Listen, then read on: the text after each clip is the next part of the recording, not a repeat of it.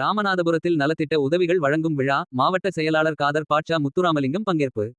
ராமநாதபுரம் வடக்கு நகர் திமுக சார்பில் தமிழக முதலமைச்சர் மு.க. ஸ்டாலின் மற்றும் துணை முதலமைச்சர் உதயநிதி ஸ்டாலின் ஆகியோரின் பிறந்தநாளை முன்னிட்டு அண்ணா நகர் பகுதியில் நலத்திட்ட உதவிகள் வழங்கும் விழா நடைபெற்றது.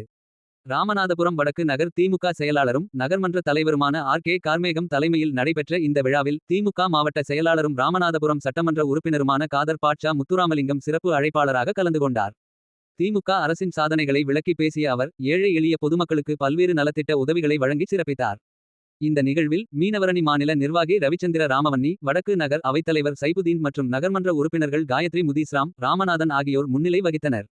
மேலும் வார்டு செயலாளர் செல்வேந்திரன் மற்றும் உதயநிதி நட்பணி மன்ற மாவட்ட தலைவர் கார்த்தி, பிரதி பழனிவேல் உள்ளிட்ட கழக நிர்வாகிகள் ஏராளமானோர் கலந்து கொண்டனர். இந்த நாட்டில் தமிழ்நாடு அதிக பள்ளிக்கு செல்லக்கூடிய பெண்களை பெற்ற மாநிலமாக இந்தியாவில் முதல் மாநிலமாக இருப்பதற்கு காரணம் நம்முடைய தலைவர் 50 திட்டங்கள். அது மட்டுமல்ல, இந்த நாட்டில் அதிக பொருளாதார வளர்ச்சி உள்ள மாநிலமாக தமிழ்நாடு இருப்பதற்கு காரணம் நம்முடைய பெண்களுடைய பொருளாதார வளர்ச்சி தான். ஒரு இந்தியாவில் நம்முடைய அண்ணல் காந்தியடிகள் சொன்னது போல், ஒரு குடும்பத்தினுடைய தலைவி வளர்ந்தால் அந்த குடும்பம் வளரும், குடும்பம் வளர்ந்தால் அந்த கிராமம் வளரும், கிராமம் வளர்ந்தால் நாடு வளரும் என்று தேசப்பிதா காந்தியடிகள் சொன்னார்.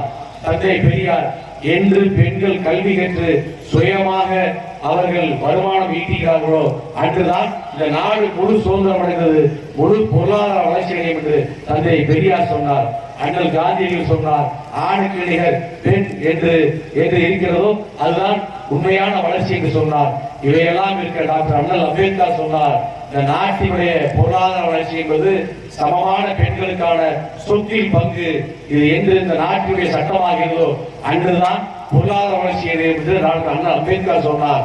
ஆனால் அந்த சட்டத்தை இந்த நாட்டுக்கு கொண்டு வந்தவர் முத்தமிழறிஞ டாக்டர் கலைஞர். எண்ணி பாருங்கள், தந்தை பெரியார், பேரறிஞர் அண்ணா, முத்தமிழறிஞ டாக்டர் கலைஞருடைய கொள்கைகளை உள்வாங்கிய நம்முடைய முதலமைச்சர் பெண்கள் வளர்ச்சி தான் இந்த நாட்டின் வளர்ச்சி என்று 50 திட்டங்களை தந்திருக்கிறார்.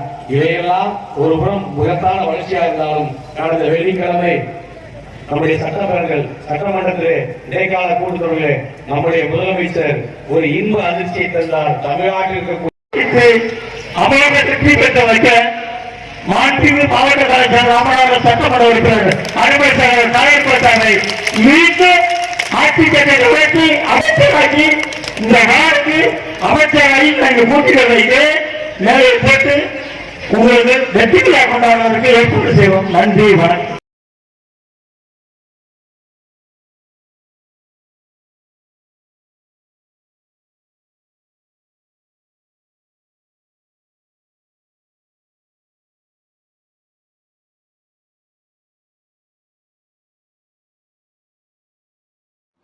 இது போன்ற பல செய்திகளை உடனுக்குடன் தெரிந்து கொள்ள சப்ஸ்கிரைப் பண்ணுங்க. மறக்காம பெல் பட்டனையும் பிரஸ் பண்ணுங்க. தேங்க்யூ.